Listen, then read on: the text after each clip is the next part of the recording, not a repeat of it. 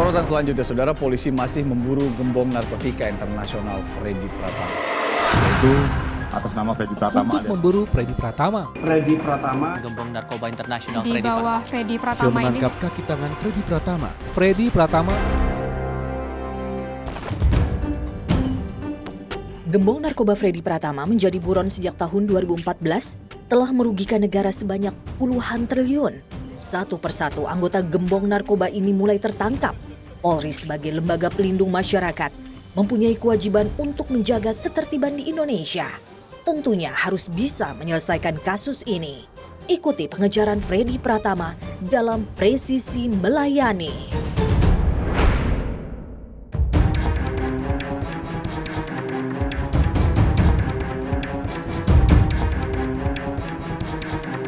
Kombes Pol Jayadi sebagai Wakil Direktur Narkoba akan menjelaskan bagaimana kasus ini bisa diungkap. Jadi proses pengungkapan yang kami lakukan dari para penyidik itu berawal dari kasus-kasus yang ada di Polda Lampung.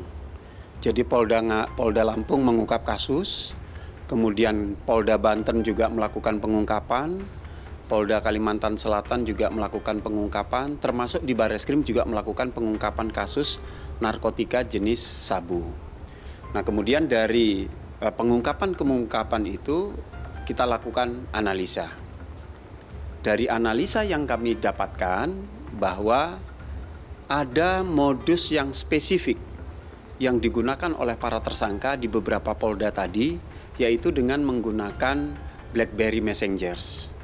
Setelah kita lakukan evaluasi terhadap modus operandi dengan menggunakan BlackBerry Messengers ini, kemudian kita menarik sebuah kesimpulan bahwa ini dikendalikan oleh satu orang. Nah, dari kesimpulan itu kemudian kita membentuk sebuah tim yang terdiri dari Polda Lampung, Polda Kalsel, Polda Banten, Metro Jaya, dan Jawa Timur untuk bersama-sama melakukan sebuah evaluasi. Nah, itu yang berawal pengungkapan yang kami lakukan. Mereka juga sebagian besar barang-barang yang dikirim dari luar negeri masuk ke Indonesia itu menggunakan kemasan teh Cina. Itu dua spesifik itu yang bisa kita identifikasi dari hasil tim gabungan bekerja selama beberapa bulan. Lebih kurang 3 bulan kita bekerja, dan kemudian kita membentuk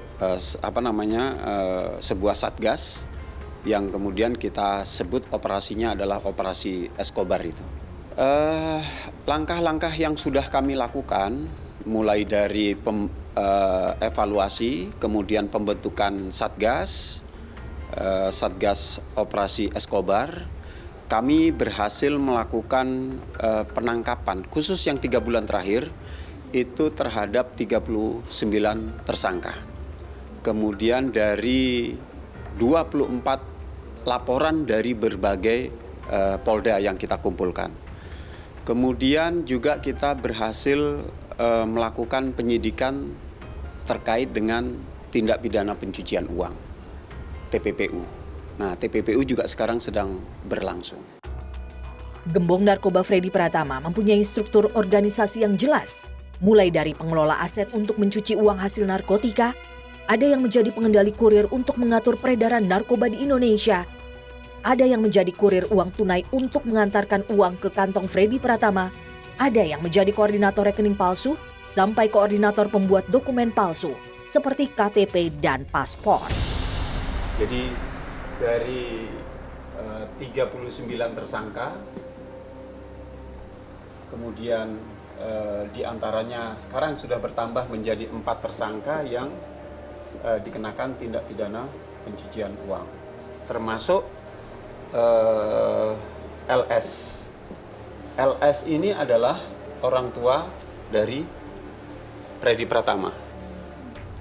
LS ini bertugas untuk menerima hasil transaksi peredaran gelap narkoba dari Freddy Pratama, diserahkan kepada LS.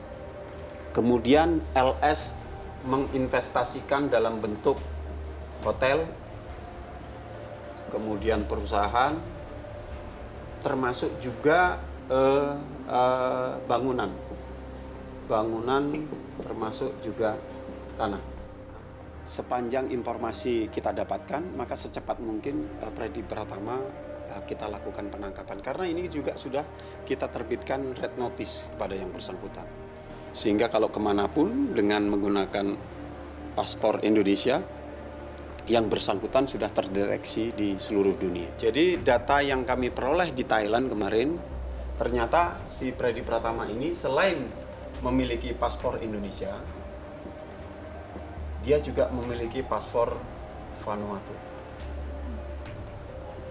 Vanuatu ini sebuah negara di Asia di sebelah Papua di atas di Mikronesia di sana.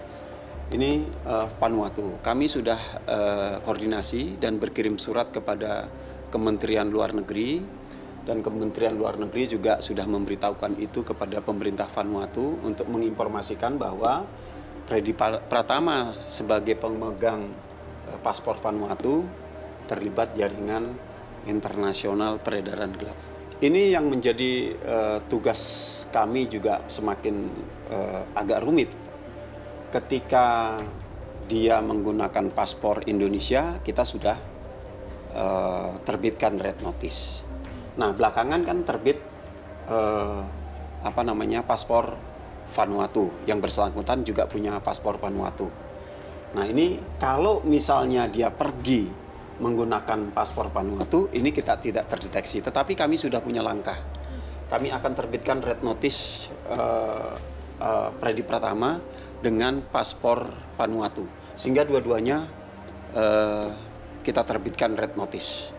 Di samping kita juga memberikan informasi, membuat surat kepada Kementerian Luar Negeri untuk memberitahukan kepada pemerintah Vanuatu bahwa Freddy Pratama pemegang paspor Vanuatu terlibat jaringan peredaran gelap narkotika internasional.